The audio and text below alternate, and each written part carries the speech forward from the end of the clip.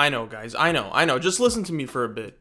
I've been wanting to make this video for a long time, and I don't know why, other than the fact that I guess I just need to feel pain again. But there's not much I can say about the final season that hasn't already been said, and I also don't know how I'm gonna structure this video either, but I know I want to talk about it. So maybe it's just best to kind of go off the cuff, pure vibes. I think it wasn't until after the long night where people knew Game of Thrones dug its own grave. Like, you can argue that episode and how everything panned out was the iceberg to the Titanic. Game of Thrones is the Titanic in this scenario. Yeah, you guys get it, right? Yeah. Shut the fuck up! Stay with me now, stay with me. But I think episode 5 of season 8, titled The Bells, is one of the most important episodes in television history. I didn't say greatest, I said important. Have to reiterate because I know some of you guys be misunderstanding shit. Reason being is because it's the amalgamation of everything that went wrong with Game of Thrones. By the time this episode aired, everyone was done with the season and Game of Thrones entirely. There was nothing that could change our minds. The legacy of an all-time show was being tainted right before our very eyes. Now, a lot of people are gonna say season 8 as a whole was dog shit, and that's fine because they're absolutely right. But I just want to focus on this episode alone because I think it's caused most of the discourse, at least in my view. The Bells, in my opinion, was a turning point in television, and for all the wrong reasons. I think the execution of everything that transpired in this episode has had and will continue to have a long-lasting impact on shows we choose to watch going forward. It has affected our trust in long-term storytelling and holds us back a bit from falling for certain shows. I mean, I know people who still refuse to watch House of the Dragon for this reason. And some people who have watched House of the Dragon and love it will still feel some stress until the show is finished, because they simply don't have that trust anymore. I remember being completely speechless after watching The Bells. Like, I couldn't believe all the shit that happened in the episode. Just so many things. I saw it with a bunch of friends at the time, and when the episode finished, there was a few minutes of silence, not knowing what the actual fuck we just watched. You guys remember when you used to get up for school when you were younger and you would just kind of look at the floor for like a few seconds before you actually got up and got ready? That's what happened here. And I've had that feeling from other television episodes. The thing is, they had me in awe for the right reasons. Like the Winds of Winter or Battle of the Bastards, or like Ozymandias from Breaking Bad and Connor's wedding from Succession. Red Wedding was spoiled for me, that's why I can't mention it. So I don't think I'll ever give the entirety of season 8 a rewatch. And I don't think any sane person will, to be honest. But a part of me, a stupid part of me, wanted to rewatch The Bells.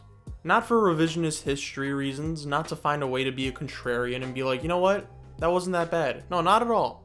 I just kind of wanted to look back and have like an open mic discussion on the entire episode, because it's been like 5 years already, half a decade. And I'm at peace now, I've moved on. But yeah, I mean, this was it. The Bells was supposed to be the satisfying culmination of everything we waited for.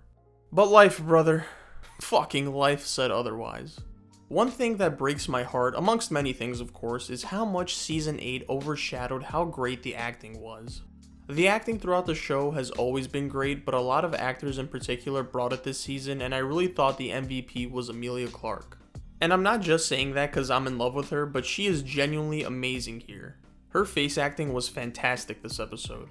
I think if Daenerys' descent into madness had even a modicum of believability, it's because of the story Emilia told with her face and eyes. And eyebrows. Even her acting in the first half an hour was spectacular, like she went full LeBron James this episode. She was cold and ruthless, and it wasn't through yelling or anything like that, but it was through this type of calm cadence that you knew had like a rageful intention behind it. 10 out of 10 acting from Emilia here. Please marry me. Bro, the final 50 minutes of this episode is just pure fucking anarchy. It's legit Daenerys just burning King's Landing to the ground. Like, the first 30 minutes is, these conversations between characters and Varys' death, and then suddenly it just goes balls to the wall chaos. Like, whoa, wait, just wait a second, calm down. Which basically sums up the final season. Like, why are we going so fast? Relax. I thought the scene between Tyrion and Jaime was really strong. It highlighted the bond and brotherly loyalty between the two, and even though they've distanced, there's still love between them. One of the few things they actually got right at the end. Dude, the Golden Company was just a waste of space on my television screen, which was unfortunate because I know how much better presented they are in the books. I felt absolutely nothing during the Jaime Euron fight. Just nothing, bro. I didn't care, man. I didn't care about the conflict between the two. I didn't care about Euron, which sucks because I know how OP he is in the books. It was such a weak fight scene too. But moving on to fights that did deliver, the fucking Clegane Bowl. Oof, they nailed it out the park with this one. And thank God they did. You genuinely felt the magnitude of these larger-than-life meatheads just going at each other. It felt personal, and the fiery, smoke-ridden background added so much to it. Jaime and Cersei killed by rocks, huh? So I'm a silver lining type of guy. But in this scenario, I just can't. It should have been Arya. Arya earned Cersei's death, and I feel like I wouldn't be as mad at everything if I at least gotten that. If you just gave me that, like you didn't give me Jon and the Night King, you could have at least given me Arya killing Cersei. Like, exclude Jaime. Even if Arya didn't kill him, that would have been fine, but her killing Cersei was the one thing I would have bet my house on. Them having Jaime and Cersei die together with the idea that they only have each other and only they matter to one another, I somewhat see what they were going for, but they didn't earn that, especially Cersei. I'm definitely in the minority here, but the ending to this episode with Arya waking up to a destroyed King's Landing and finding the horse is one of my favorite scenes in the series. I don't know, like ever since I watched The Bells for the first time, this ending always stuck with me. And I'm not sure it would've if it was anyone else besides Arya. She's been this badass underdog we've been rooting for the entire series, and the shot of her standing around fire with ashes falling down is pure art. Obviously, the whole scene can be interpreted in many different ways, but the idea of Arya finding a glimmer of hope in a dire situation is good enough for me. Daenerys. Dany. The final stages of the Mad Queen arc happening right before us. I mean, yeah, we're all in consensus about this. I'm not even gonna attempt to add, something new here. So rewatching this all go down, I start to think, okay, so she's lost Ser Jorah. She's lost Missandei, 2 of her dragons are clipped, she's lost faith in Tyrion, Jon is technically the rightful heir and she's kind of losing him too. I just wish that those things happen gradually and logically within the span of a few more seasons. Like, if this was an episode in, say, season 10 had they got there, I don't think everyone, including myself, would have been as angry. Everything was just rushed up the wazoo.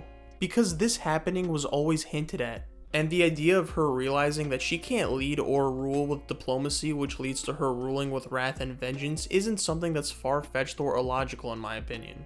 But it just needed more time. The bells. The fucking bells, man. A part of me died that day, I'll be honest with you. But like I said, I'm at peace knowing that part died. Honestly, I hope everyone else is at peace. But yeah, man, this was, I wouldn't say fun to look back on, but I guess interesting. I don't know. Hope you guys enjoyed this little open mic review or whatever it is. If you want me to talk about another television episode, comment below. Doesn't have to be just Game of Thrones. Alright, appreciate y'all. Peace.